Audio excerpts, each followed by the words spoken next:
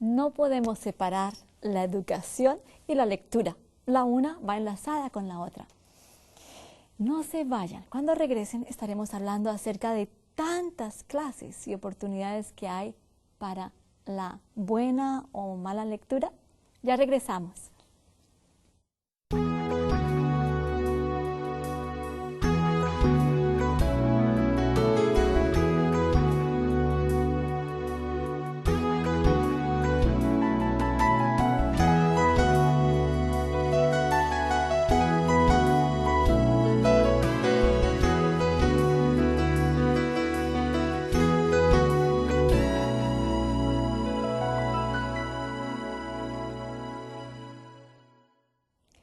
Gracias por haber regresado nuevamente con nosotros a Educando para la Eternidad. No hay forma de deshacernos de los libros. Aunque el día de hoy usamos computadoras y muchos más elementos de la tecnología, los libros yo creo que durarán por siempre, ¿verdad? En toda parte donde vamos. A la gente joven, la gente adulta, los niños, de una forma u otra, todos tenemos en la casa un libro o mucho más. Hay librerías, bibliotecas donde podemos obtener libros. Pero en la educación, cuando hablamos de los libros, puede haber tanta variedad de lectura. En los momentos siguientes estaremos tocando unos puntos. Hablaremos de alguien, cómo su vida y su educación fue afectada y cómo el Señor sí ha elegido una lectura para nuestro beneficio. Por ejemplo, en la educación recibida por Moisés, como nieto del rey, esa fue una educación muy esmerada. No se descuidó detalle que pudiese hacerle sabio en lo que consideraban los egipcios como sabiduría. Pero la parte más valiosa de la preparación de Moisés para la obra de su vida fue la que recibió como pastor con sus ovejas.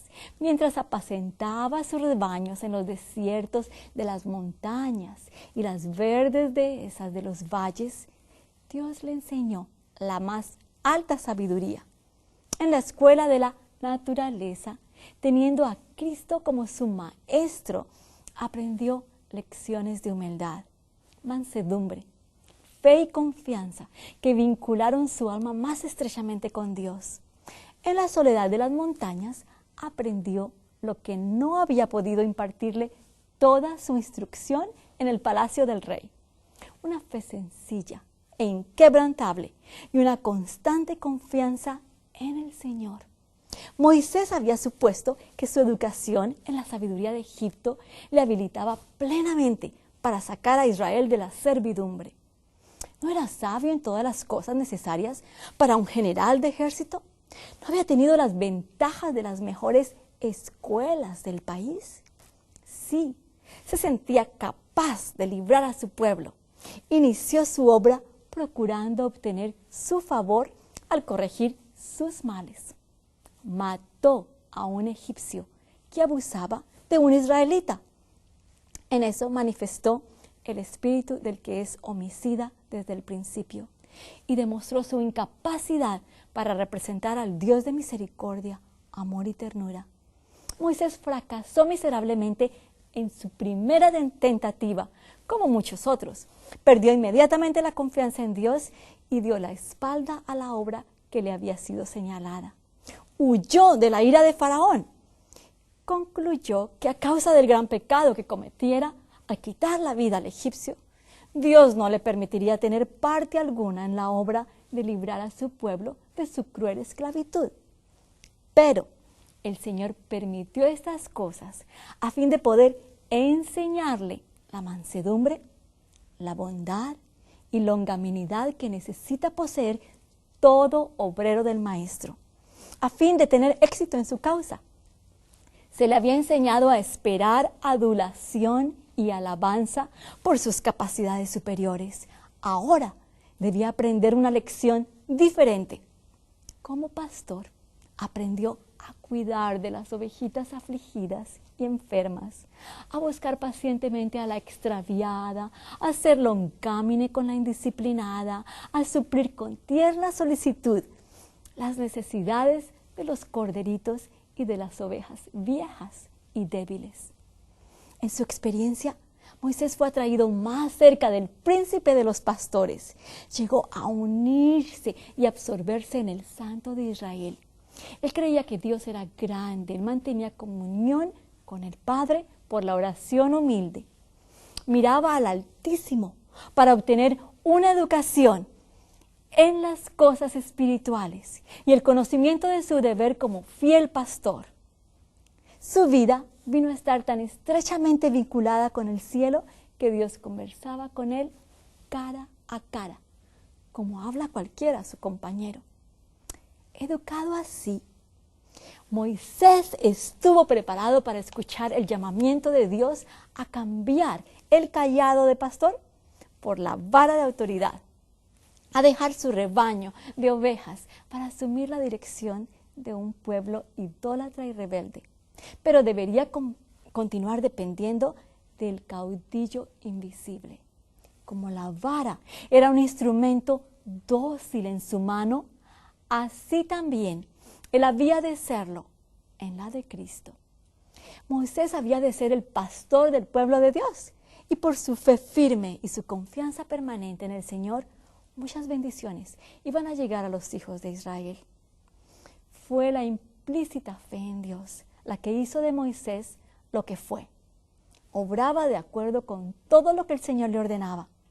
Todo el saber de los sabios no podía hacer de Moisés un medio por el cual el Señor pudiera obrar, a menos que perdiese su confianza propia, comprendiese su propia impotencia y pusiese su confianza en Dios, y a menos que estuviese dispuesto a obedecer las órdenes de Dios, parecieran o no correctas a su razón humana.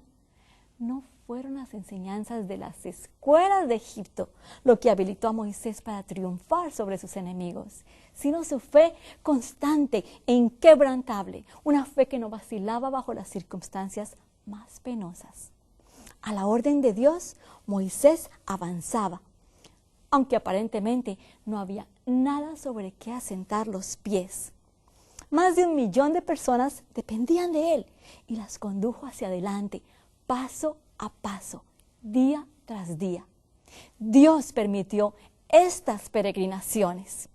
Él las permitió y eran peregrinaciones solitarias por el desierto para que sus hijos pudiesen obtener experiencia en soportar las penurias, para que cuando estuvieran en peligro supieran que solo en Dios hay alivio y liberación.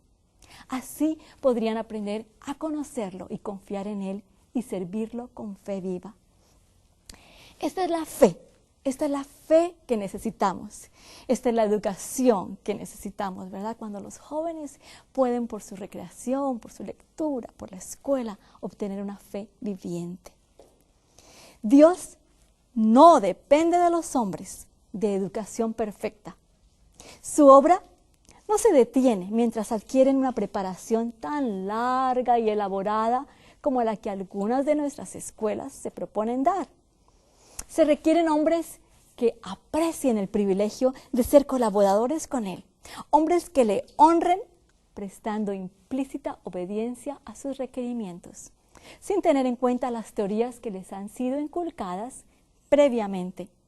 No tiene límite la utilidad de los que ponen el yo a un lado, que permiten obrar el Espíritu Santo sobre su corazón y viven una vida completamente consagrada a Dios, recibiendo la disciplina necesaria impuesta por el Señor, sin quejarse ni desmayar en el camino, si no desfallecen bajo su reprensión, ni endurecen su corazón, ni se vuelven tercos. El Señor enseñará tanto a los jóvenes como a los ancianos, hora tras hora, día tras día.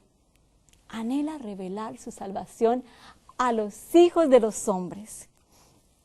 Y si su pueblo escogido quiere eliminar los obstáculos, derramará las aguas de salvación en raudales abundantes por intermedio de los conductos humanos.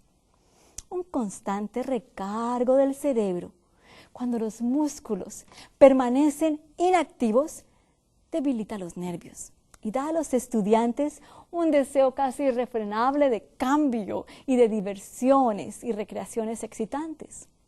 Cuando se los deja libres después de haber estado confinados al estudio durante varias horas al día, están casi desenfrenados. Muchos hay que nunca fueron disciplinados en casa. Se les ha permitido seguir sus inclinaciones y piensan que la restricción de estas horas es como severa y no tienen nada que hacer después de esas horas. Satanás les sugiere cambios, deportes y travesuras. Su influencia sobre los otros estudiantes es desmoralizadora. Si hubiese habido establecimientos agrícolas y fabriles relacionados con nuestras escuelas y maestros competentes para educar a los jóvenes en los diversos ramos del estudio y del trabajo, que dedicasen una porción de cada día al progreso mental y otra al trabajo físico, habría ahora una clase de jóvenes más elevados para presentarse en el escenario de acción y para ejercer una sana influencia para amoldar la sociedad. Muchos de los jóvenes graduados de tales instituciones saldrán con un carácter, privados de un carácter estable.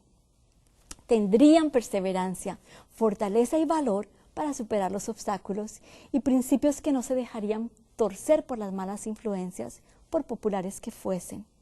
Debería haber habido maestros expertos para dar lecciones a las señoritas en el departamento culinario.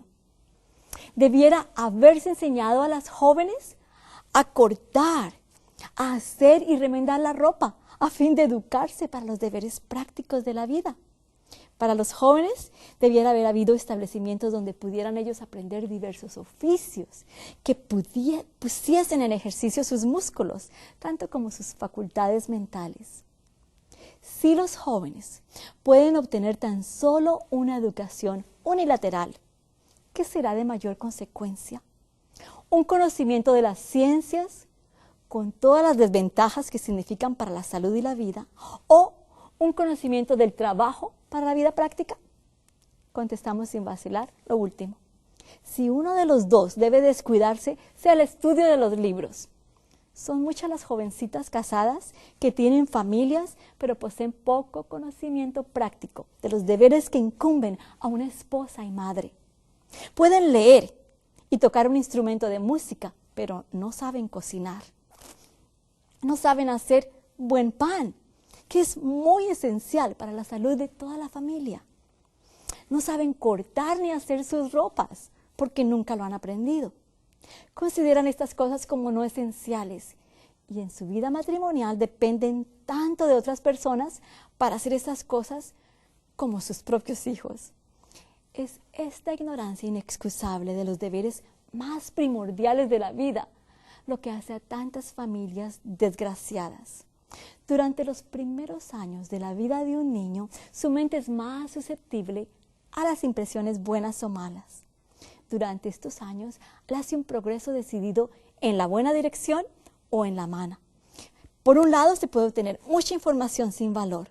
Por el otro lado, mucho conocimiento sólido y valioso. La fuerza del intelecto, el conocimiento sólido, son posesiones que no se puede comprar con el oro de Ofir. Nada supera, ni siquiera la plata. Esta clase de educación, la educación que es práctica, no se puede comparar. La clase de educación que hará idóneos a los jóvenes para la vida práctica no es la que eligen comúnmente. Ellos insisten en sus deseos, sus gustos y disgustos, sus preferencias e inclinaciones. Pero si nosotros como padres tenemos una visión correcta de Dios, de la verdad, de las influencias de las compañías que los deben rodear, sentirán que sobre ellos descansa la responsabilidad confiada por Dios de guiar cuidadosamente a los jóvenes inexpertos. Es nuestra responsabilidad. Muchos jóvenes anhelan tener libros, leen cualquier cosa que pueden obtener. La escritora dice: apelo a los padres de los tales niños para que controlen su deseo de lectura. No permitan que sobre sus mesas haya revistas y diarios que contengan historias de amor, deben reemplazarlas con libros que ayuden a los jóvenes a incluir en el edificio de su carácter el mejor material. El amor y el temor de Dios, el conocimiento de Cristo. Estimulad a vuestros hijos a almacenar valiosos conocimientos en la mente. A que lo bueno ocupe su alma, que controle sus facultades, no dejando lugar para pensamientos bajos y degradantes. Reprimamos el deseo de leer cosas que no proporcionan buen alimento a la mente. El dinero gastado en revistas de cuentos puede parecer poco, pero es demasiado para lo que ofrece tantas cosas que extravían y da tan poco bien en recompensa. Los que están en el servicio de Dios no deben gastar tiempo ni dinero en lecturas sin provecho. El mundo está inundado de libros y de lecturas que no sirven, libros que sería mejor destinar al fuego que a la circulación. Sería mejor que nunca leyesen los jóvenes los libros que tratan de temas sensacionales, publicados y puestos en circulación para ganar dinero. Hay una fascinación satánica en tales libros. El relato desconsolador de crímenes y atrocidades tiene sobre muchos jóvenes un poder hechizador que los excita a buscar lo que pueden realizar para hacerse notar, aún mediante los actos más perniciosos. Las enormidades, las crueldades y las prácticas licenciosas descritas en algunos de estos escritos estrictamente históricos han actuado como levadura en las mentes de muchos, induciéndoles a cometer actos similares. Los libros que delinean las prácticas satánicas de los seres humanos dan publicidad al mal. Esos horribles detalles no necesitan reverse y nadie que crea la verdad para este tiempo debe tener parte en perpetuar su recuerdo. Cuando el intelecto se alimenta y estimula con estos alimentos depravados, los pensamientos se vuelven impuros y sensuales. Hay otra clase de libros, historias de amor, cuentos frívolos y excitantes que son una maldición para todos aquellos que los leen. Aun cuando el autor les añada una buena moraleja, con frecuencia se entretejen declaraciones religiosas en estos libros, pero en la mayoría de los casos Satanás está vestido como ángel para engañar y seducir a los incautos. La práctica de leer cuentos es uno de los medios empleados por Satanás para destruir almas. Produce una excitación falsa y malsana, afiebra la imaginación, incapacita la mente para ser útil y la descalifica para cualquier esfuerzo espiritual. Aleja el alma de la oración y del amor a las cosas espirituales. Los lectores de cuentos frívolos y de cuentos que son excitantes se incapacitan para los deberes de la vida práctica. Viven en un mundo irreal. Se ha observado a niños a quienes se había permitido hacer una práctica de la lectura de tales historias y cuentos. En su casa o fuera de ella estaban agitados, sumidos en ensueños y no eran capaces de conversar sino sobre los asuntos más comunes. La conversación y los pensamientos religiosos eran ajenos a su mente. Al cultivar el apetito por esas historias sensacionales, cuentos, se pervirtió el gusto mental y la mente no queda satisfecha a menos que se le alimente con ese alimento malsano. La escritora dice: no puedo pensar en un nombre más adecuado para los que se dedican a tales lecturas que el de ebrios mentales. Los hábitos intemperantes en la lectura tienen sobre el cerebro el mismo efecto que los hábitos intemperantes en el comer y en el beber que tienen en nuestro cuerpo. Y los que practican este hábito de leer rápidamente una historia excitante están simplemente invalidando su fuerza mental y descalificando su mente para la reflexión e investigación vigorosa. Algunos que están de edad madura casi tienen la mente en parálisis, sin otra causa que el exceso de lectura. La fuerza nerviosa del cerebro ha estado constantemente excitada hasta que la máquina delicada se gastó y rehusó funcionar. Alguna parte de la delicada maquinaria y el resultado se afectó y ese resultado fue parálisis. Hay hombres y mujeres ya en el ocaso de la vida, ya personas adultas, maduras, que nunca se han recobrado de los efectos de la intemperancia de la lectura. El hábito adquirido en los primeros años creció con su desarrollo y se fortaleció a medida que crecían. Sus esfuerzos resueltos para vencer el pecado que cometían al abusar el intelecto. Tuvieron éxito parcialmente, pero nunca recobraron el pleno vigor. La lectura es una fuente de peligro contra la cual debemos precavernos constantemente. Es en esta lectura de autores incrédulos. Sus obras están inspiradas por el enemigo de la verdad y nadie puede leerlas sin poner en peligro su alma. Es verdad que algunos afectados por ellas pueden recobrarse finalmente, pero todos los que se someten a su mala influencia se colocan sobre el terreno de Satanás y él saca el mejor partido de su ventaja. Al invitar ellos a sus tentaciones, no tienen sabiduría para discernirlas, ni fuerza para resistirlas. He aquí que con este poder fascinante y hechizador, la incredulidad y la infidelidad se aferran a la mente. Estamos constantemente rodeados por esta incredulidad. La misma atmósfera parece cargada de ella. Únicamente por el esfuerzo constante podemos resistir su poder. Y debemos entonces rehuir los escritos de los incrédulos. Debemos huir como huiría alguien de la lepra. La mejor manera de impedir el crecimiento del mal es ocupar previamente el suelo. En vez de recomendar a nuestros hijos que lean Robinson Crusoe o historias fascinantes de la vida real, como La cabaña del tío Tom, abrid las escrituras y dedicad tiempo cada día a leer y estudiar la palabra de Dios. Los gustos mentales deben ser disciplinados y educados con el mayor cuidado. Debemos empezar temprano a instruir estas mentes de los jóvenes a fin de que puedan adquirir debidos hábitos. No deben escatimarse esfuerzos para corregir estos hábitos de estudio. Si la mente vaga, hacedla volver. Si los gustos intelectuales y morales han sido pervertidos por esas historias ficticias y exageradas, de manera que no haya inclinación a aplicar la mente, hay que pelear una batalla para vencer este hábito. El amor por las lecturas ficticias debe vencerse enseguida. Debemos entender que en el estudio de libros, claro que es importante, deben tenerse reglas rígidas para mantener la mente en el debido sendero.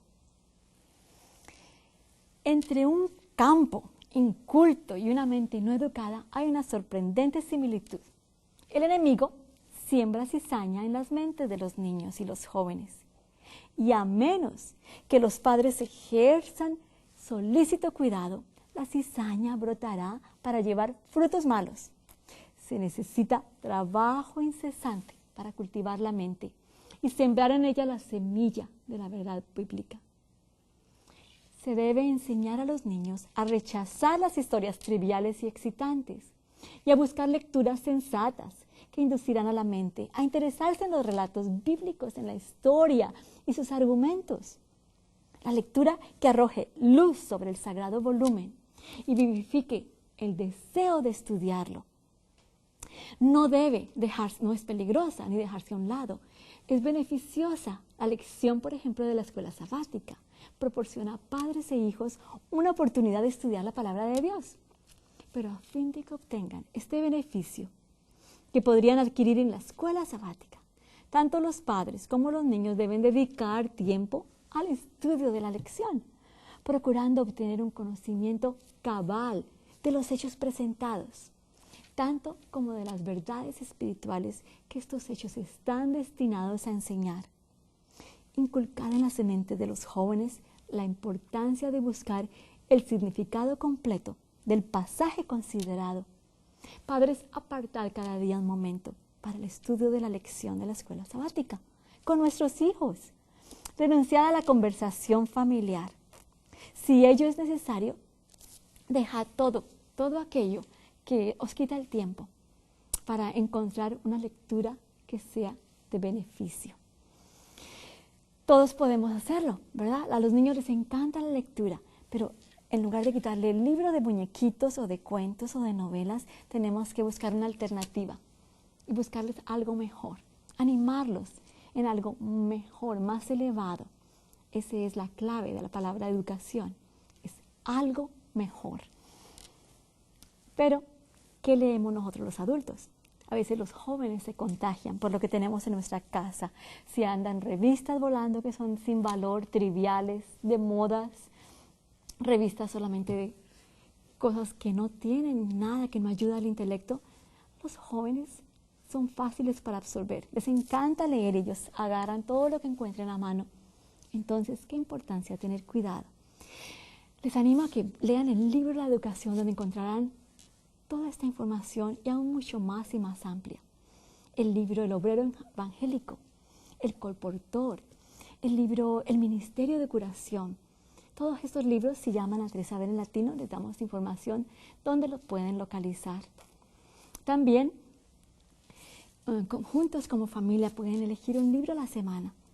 La lección de la escuela sabática es interesante cuando se leen todos juntos.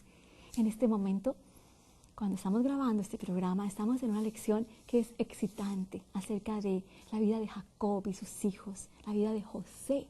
Esa historia de José es llena, si a los jóvenes les gusta cosas excitantes y suspenso, historias de amor, ¿saben? Todo eso lo encontramos en la Biblia. Si leemos la historia de Ruth, encontramos historia de amor. La historia de Esther, encontramos aún todas las cosas que hacían para el mal del pueblo de Dios, el suspenso, el rescate, la deliberación. Todo lo podemos encontrar en la palabra de Dios, con historias verdaderas que sucedieron, reales. Y los jóvenes, claro que se pueden divertir, los estudiantes, los niños, los ancianos, pero tenemos que mantener esa guardia, ¿verdad? Tenemos las avenidas de la mente, los ojos, el tacto, los oídos, pero especialmente los ojos. ¿Por qué? Porque nuestro tema de hoy ha sido específicamente acerca de la lectura, ¿verdad? Y como dijimos anteriormente, nos atraen tantas cosas. Entonces, qué bueno limpiar nuestra casa, nuestra biblioteca, nuestros rincones. Todo aquello, solamente todo aquello sea verdadero, justo, limpio y puro, lo dejamos. Lo demás podemos quemarlo, ni siquiera regalarlo. No queremos para otro lo que no queremos para nosotros, ¿verdad? Gracias por habernos acompañado. Recuerden que juntos todos podemos estar educando para la eternidad.